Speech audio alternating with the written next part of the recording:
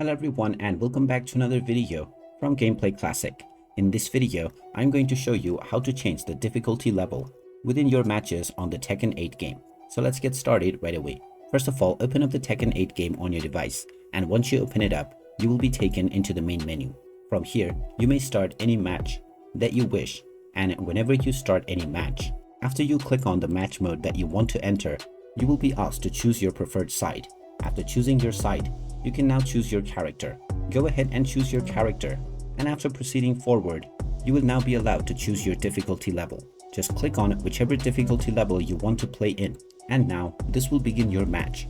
In the difficulty level that you have just selected, you can now choose the level in order to start your match right away.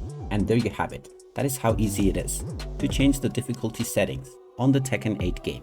If you find this video helpful, make sure you hit that like button and subscribe to our channel if you haven't done so already. Also ring that notification bell to never miss another update from us.